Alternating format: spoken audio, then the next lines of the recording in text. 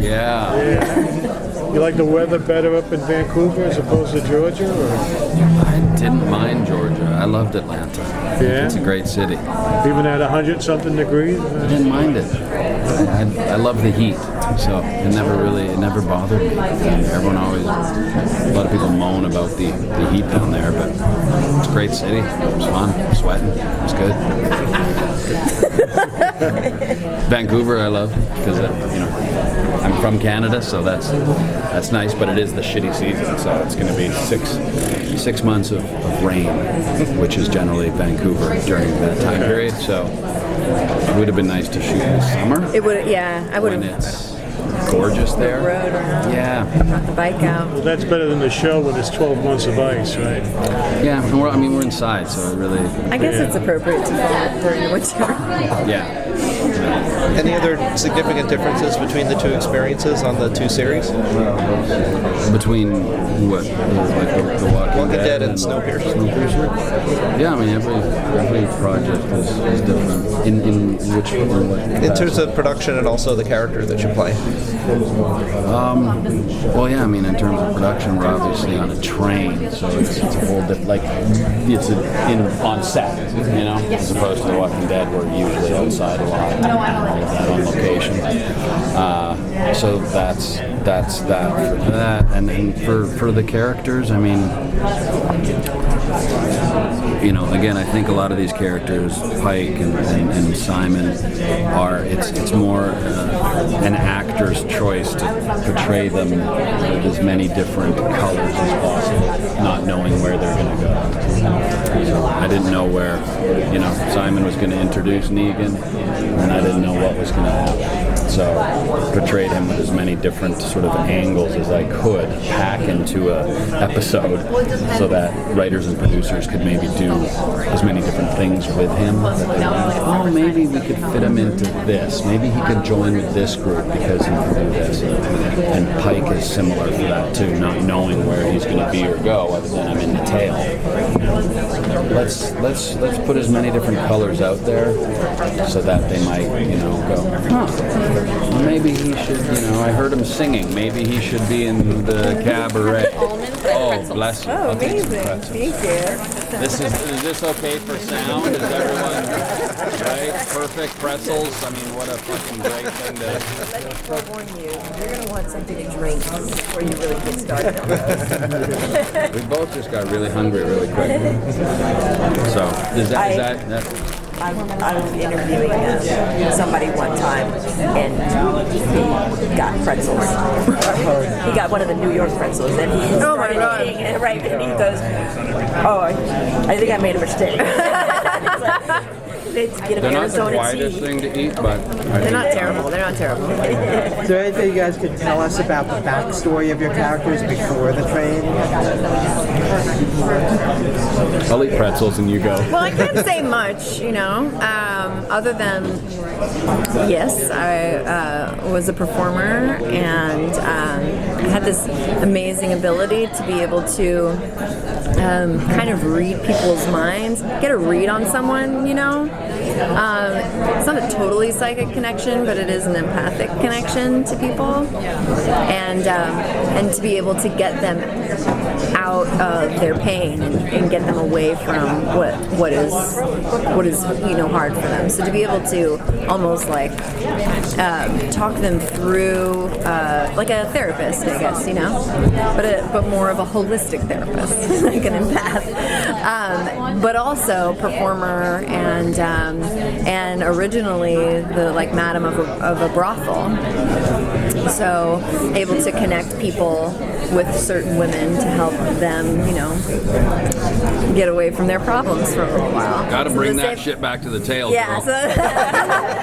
So the same. Fucking horny back there. So I'm doing. Originally the original purpose of the train is like a luxury liner, and it wasn't initially meant to be an arc, the end of the world, but it became the arc, and so my original job of providing, the brothel services and just the entertainment has expanded to actually being the empath and helping people through their pain of everything that they lost in the old world, and having to live in confined quarters on a train. No matter where you are on a train, being there for years is still difficult. So, I'm able to get people off the train in their minds, I think that's why we were paired up for this round. Yeah. Is because Pike's story is the same. It's the same backstory. So you just kind of copy and paste that answer, and that's pretty much Pike's backstory. Makes it easy, right? He's hilarious. I mean, everyone on the tail, the one thing I think with backstories is, especially for the tail, like they're not criminals. Right. Like I know because Pike has some hand tattoos, and so we've discussed different backstories and things. But just because you're in the tail, it doesn't mean you're a criminal. These are people that had to they didn't have the money like the rich folks to get on the train. So this is the end of the world outside. You're gonna die. There's a train. I'm gonna get on it. Could have been a doctor. Could have been like you can have so many different backstories. So I think it's interesting to explore that. Sort of that backstory. Yeah. So I'm saying I was a doctor. And you have your character runs this cabaret car, and you have musical theater experience, and of course you do gigs. Also, do you ever hope maybe, or maybe you already shot like Snowpiercer the musical? Yeah, they keep talking about doing musical episodes. Maybe it'll happen. Who knows? Because there's a lot of Broadway people on this show. I mean, I don't know how they would make that work.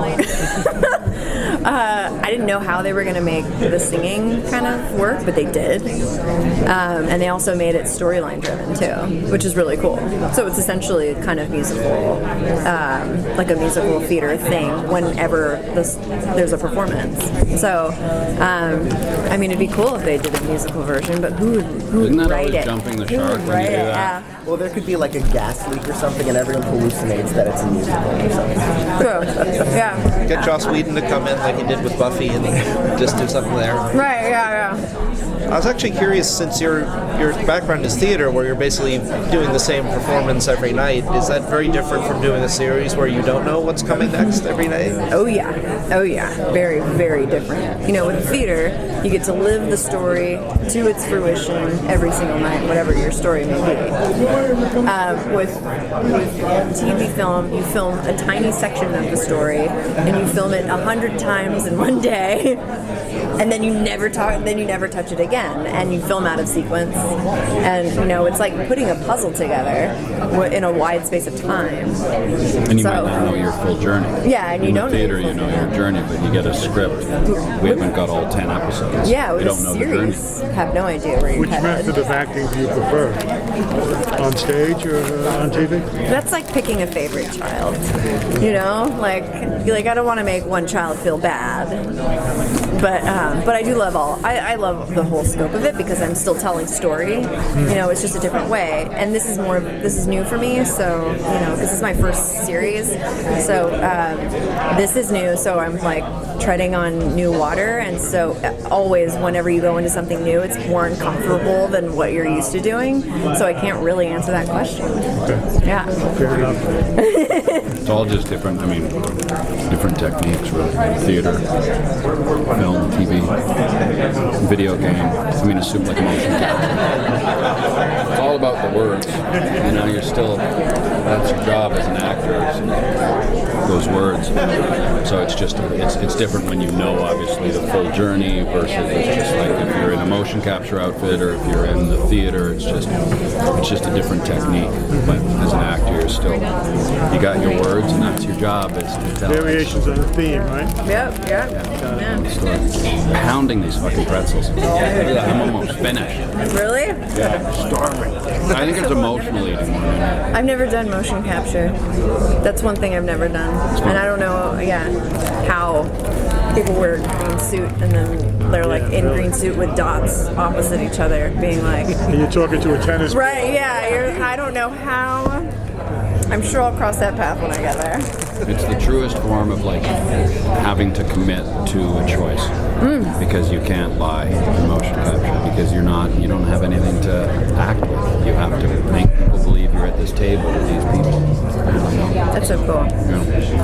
Okay. We don't Stephen even Ogg, need questions. We ladies just and chat gentlemen. amongst ourselves. Yeah, Oh, yeah. what are you fuckers doing here? We're just gonna eat pretzels and catch up because it's been a few weeks. Well, I'm gonna take you guys to catch up one more time over here. And Okay. then Do we have a louder snack for the next table? I bet you have final.